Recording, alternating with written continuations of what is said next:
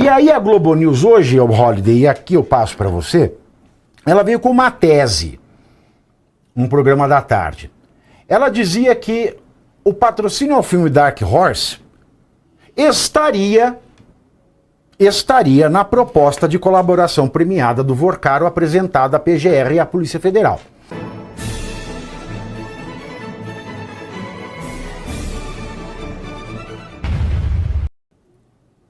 E aí a Globo News hoje, o Holiday, e aqui eu passo para você, ela veio com uma tese, um programa da tarde.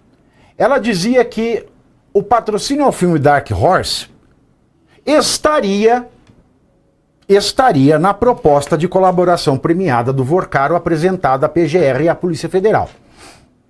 E vale lembrar que isso porque esta proposta de colaboração premiada está sob o manto do sigilo. Então a Globo, com as suas fontes, que podem ser quem? Podem ser policiais federais, pode ser a defesa do Vorcaro, pode ser o pessoal da PGR. A Globo diz que estava lá na delação o fato do patrocínio do filme Dark Horse. E a Globo continua a sua tese dizendo que estava na delação com a intenção de constranger o ministro André Mendonça. E aí eu já comecei a desconfiar da qualidade dessa informação. Porque constranger o André Mendonça como? Porque a tese da Globo é que o André Mendonça é um agente político bolsonarista. E eu já aviso aqui a Globo News que vocês estão redondamente enganados, ó bestas quadradas.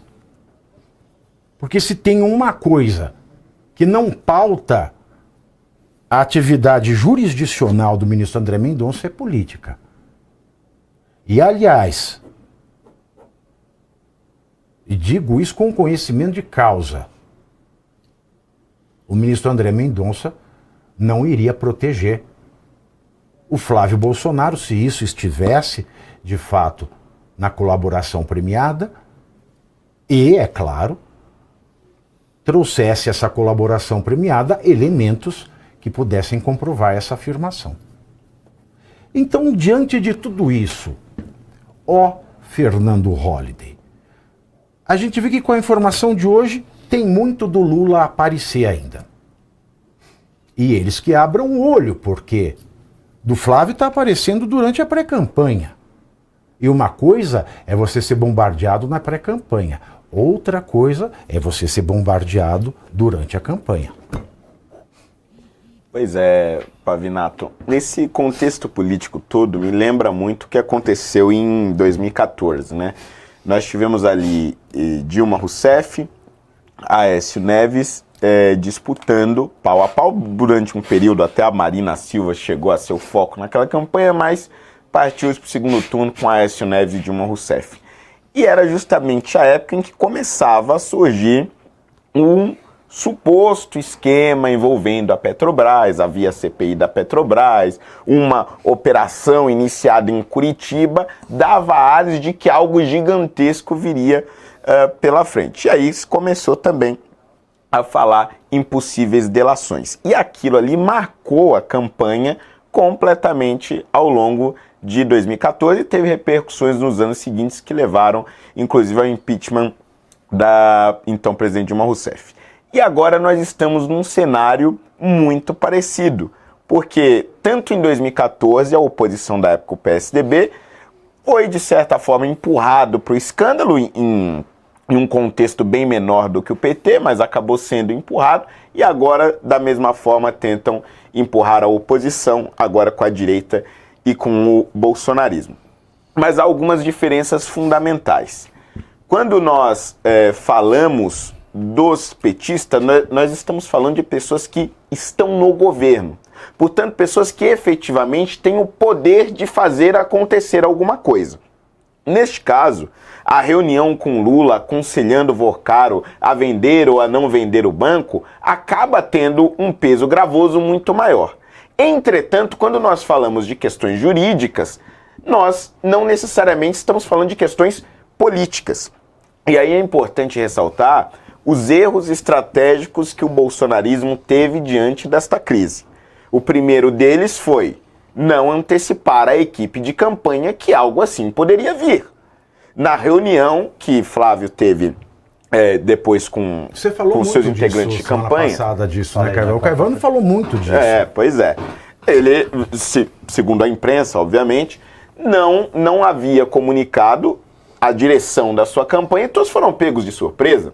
Depois, um outro erro foi que, diante dos jornalistas, quando questionado, e já questionado por um jornalista do Intercept, ele vai e nega, diz que não tinha nada, etc. É uma risadona. E ali, naquele momento exato, o jornalista fala com todas as letras: estou fazendo uma matéria sobre isso, isso e isso.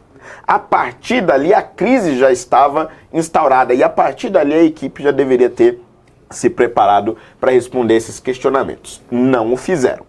Quando fizeram, deixaram claro, é um patrocínio para o filme, etc., não tem crime e tudo mais. Só que isto, para o eleitor, é difícil de traduzir, é complicado e por isso deveria ter sido melhor trabalhado. Ainda assim, eu acho que o que acaba ajudando a direita e o que pode trazer sobrevida à candidatura do Flávio, e eu acredito que ele vai continuar até o final e ainda será um candidato competitivo, é porque a esquerda já começou a apelar. Veio então a notícia de que o fundo tinha adquirido uma casa no Texas. Os portais ligados ao PT, como o ISL, por exemplo, logo juntou o Teco e Teco e falou: pronto, a casa no Texas é do Eduardo Bolsonaro, tá morando lá dentro. Não tá. Nem em Arlington ele mora. Então, assim, estas técnicas apelativas da esquerda, ao meu ver, vão fazer com que esse debate vá se afunilando por uma série de fake news e vai acabar descredibilizando todos aqueles que tentam associar a família Bolsonaro ao escândalo ou transformar o patrocínio no filme no mesmo patamar que um aconselhamento, uma advocacia administrativa ou mesmo um conluio, como no caso dos integrantes do governo do PT. Isto posto, acho importante dizer que, em 2014, as primeiras delações não levaram a grandes políticos. Não levaram à derrubada do governo Dilma, etc. e tal. Foram as delações seguintes que levaram a isso. E não foi por conta das medidas judiciais, não foi por conta de prisões. A Dilma sequer foi presa, não estava envolvida diretamente no escândalo. Mas aquele desgaste constante fez com que o governo caísse. Nós estamos agora diante de uma delação do Vorcaro, que a primeira parece que foi um desastre completo, mas simultaneamente se discute a delação do Zettel, se discute agora a delação desse senhor... O ex-presidente do BRB. O Paulo Henrique Costa. E estas delações vão começar, se não forem tornadas públicas antes da campanha, certamente vão começar a vazar antes da campanha. E, inevitavelmente, vão envolver muito mais gente do governo petista do que qualquer outro espectro político, seja o centrão, seja a direita, por uma razão muito simples. O PT está no governo e, pelos anos que administrou este país, já demonstrou que a roubalheira é uma técnica de governança, é uma técnica de se acumular influências. E esse desgaste pode fazer, sim, ao meu ver, com que isso se vire lá na frente contra o governo do PT. E em relação à tese da Globo sobre essa possibilidade do Vorcaro ter citado Dark Horse ali na delação premiada, todos os contextos em que isso aparece, é muito interessante isso. Não é como se o Vorcaro estivesse citando um contexto de um crime. Ele estava dizendo que atuava em várias frentes. Uma dessas frentes era a cinematográfica, inclusive com uma biografia do Bolsonaro. Porque, vamos lembrar, claro, houve investimentos também para filmes ligados ao Temer, ligados ao Lula, portanto era uma área comum de investimento. Não me parece que ali dentro dessa delação, se realmente ele citou, haja alguma confissão de crime ou qualquer coisa parecida. Não, e o problema aqui é justamente a falta de coesão. Você veja, a esquerda, quando ela ensaia uma resposta, é muito comum isso. Pergunta para qualquer pessoa de esquerda, lulopetista, Fala para ela, pergunta para ela, qual é a importância do MST para a alimentação no Brasil? Eles vão dar a mesma resposta de cartilha. O MST é o maior produtor de alimentos da cesta básica. Eles citam dados que não existem, eles citam dados que contradizem os dados que estão na Embrapa, que é uma empresa pública federal, e que está em site. Mas assim, é ensaiado. E é aquilo. O problema aqui está sendo o mesmo problema que aconteceu no governo do Jair Bolsonaro. O problema tem sido comunicação. Ninguém, mesmo depois de ter acontecido, e aconteceu de antes não ter um aviso, olha, vai aparecer tal coisa, ou pode aparecer tal coisa, para os próceres da campanha. O problema foi que, depois de aparecido, não bastasse já esta falta inicial de não ter cantado antes aos coordenadores de campanha o que podia aparecer, cada um, isoladamente, sem que se conversasse, começou a falar uma coisa. E uma coisa daqui é diferente da segunda coisa de lá, que é diferente da terceira coisa de acolá. E você querer retenção de apoio com uma comunicação conflitante, fica muito complicado. Ainda mais quando, além de estar sem esta coordenação de comunicação, com discursos desencontrados e conflitantes, os meios de comunicação que você procura para dar as primeiras entrevistas são meios de comunicação nem um pouco simpáticos a você. Que foi o que aconteceu. Então, ou penso eu que a direita procure a partir de agora acertar o seu passo na comunicação, ou vai ser muito difícil reverter, superar esta crise aberta por esse áudio.